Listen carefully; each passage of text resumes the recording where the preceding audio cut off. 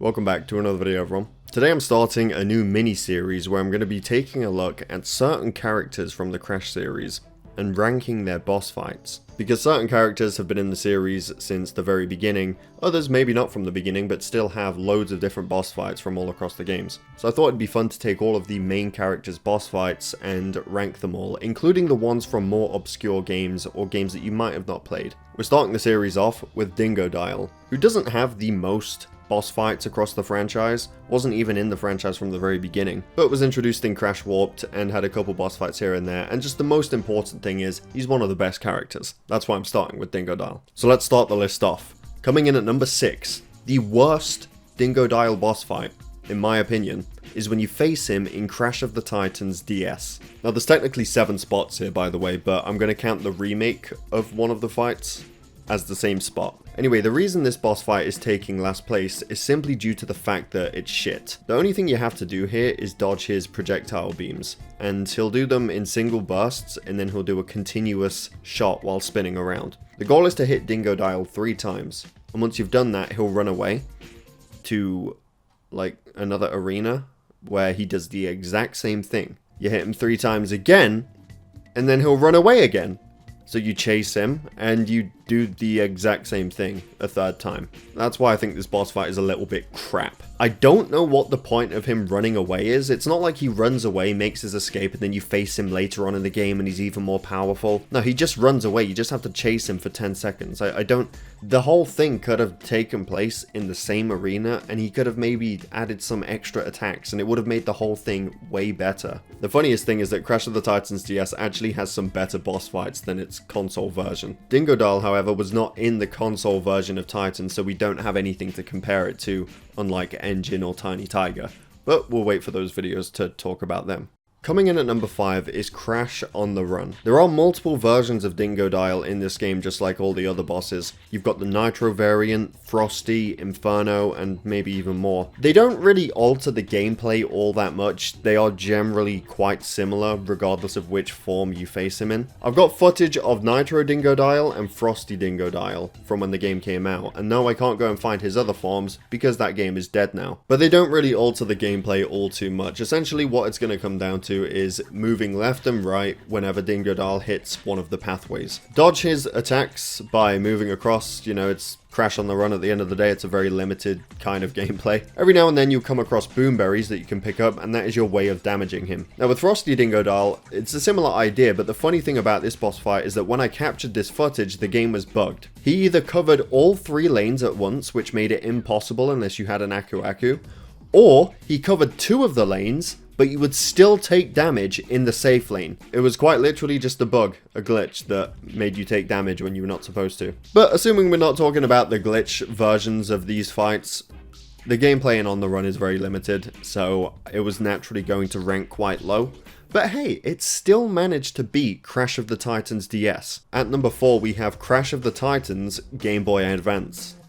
Yeah, they decided to add Dingodile to every version of this game except the console version. Choosing not to add Dingodile to your Crash game is probably the worst decision that you can make for it. I think this boss fight is quite bad. Essentially, he opens up with a flamethrower attack. Like, as soon as you even see him in frame, he will blast you with a fucking flamethrower. And you've got a couple options here. You have a few different options to deal damage to him. You can get up close and beat him up, but the thing is, if you get up close, he will change his attack style as well. He'll start beating you up and tail whipping you and everything. Thing is though, he doesn't really have any type of cooldown, so once he starts beating the shit out of you, he doesn't stop. He'll obliterate you. So one of the better routes that you can take is to play a ranged battle by picking up beehives or barrels and throwing them at him from a distance. Now there's not many of them, so it's not enough to take down his entire health bar, but it's still worth doing. For the rest of it, I think the best option to take is to jump kick, because it actually makes him fall over if you land one of those attacks. And there's not really that much of a cooldown on it too, so you can kind of do it over and over again. But again, if he starts beating you up, he won't stop. Once you've damaged enough of his health, you can actually hijack Dingodile just like any other Titan. You get to use his flamethrower to attack the minions or to hijack other Titans. And then once you've done that, you can take out the remainder of his health. Not the most interesting boss fight, and a little bit frustrating as well with how fast he can attack. At number 3 we have Crash Bandicoot The Huge Adventure.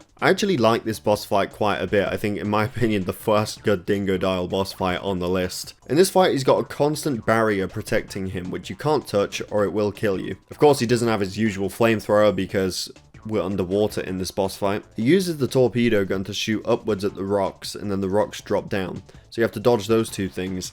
And then on later phases, the sharks as well that come from either side. So actually quite a bit going on in this fight, especially for the first boss of the game. Once you've dodged a sequence of these attacks, he'll shoot one of the rocks and they'll land back on him and disable his force field. Then you can go over to him and attack him, and you just have to do that 3 times. And overall, I think it's a good boss fight that increases its difficulty as it goes on. Good job, Huge Adventure. Coming in at number 2, we have Crash Twinsanity. Now initially I was going to give this the number 1 spot, but after watching it back and playing it again, there are a few things that I think take away from it just a little bit and put it at that number 2 spot. First of all though, it's a fantastic boss fight. It's a really good boss fight, one of my favourites from Crash Twinsanity. And his attacks start off fairly simple, he's just spinning around, you just jump over his flamethrower. And eventually you'll have to bait his final shot to hit one of the targets, which will open up a button. Once you hit that button, it will get rid of Dingodile's flame barrier and you can go and attack him. Now his attacks get more difficult because 1, they speed up.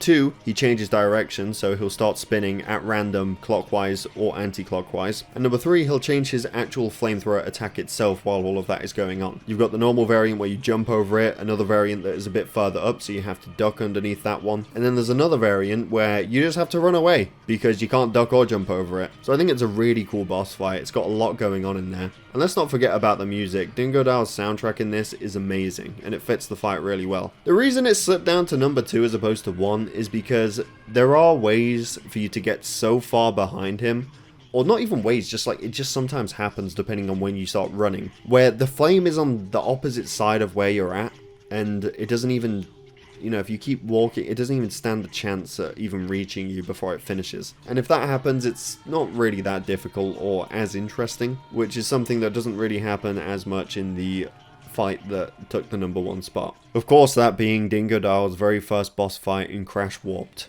I think this is his best fight in the entire series, and there's not really many to go up against. I think its only real competitor here is Twinsanity. But I think it takes the winning spot because it's a very similar boss fight in terms of he's spinning around shooting and you have to dodge his projectiles. But in this, he's always going to be shooting relatively close to you. He's actually targeting you here, which I think makes it a bit better than the Twinsanity boss fight. So you run around dodging the shots and then you have to dodge his targeted shots. And while he's doing that, he'll be destroying his own barrier. And when you see an open spot, you can go in there and attack him. Then the barrier comes back and you rinse and repeat. And as you chip away at his health bar, the attacks will speed up and he'll start firing burst shots and whatnot. Overall, I think it is the best boss fight that Dingodile has across the whole series. And of course, the Insane Trilogy version also takes the same spot. I'm not going to be ranking this any differently. That being said, I hope you all enjoyed this new little series. There's plenty of characters that I can make these videos on. So hopefully you enjoyed. Look forward to more videos that they'll all be coming as basically my next videos, so there's lots of characters that we can make these on. I know it would just be fun to revisit all the various games to essentially get the gameplay for it and revisit these boss fights. Some of them I'll even be playing for the first time for these videos, like the Huge Adventure. I had not played that game until I had to get the footage for this video. But anyway, thank you for watching, hope you all enjoyed. Let me know down below if you agree or disagree with my list. Definitely subscribe if you're new here, and I will see you all in my next video.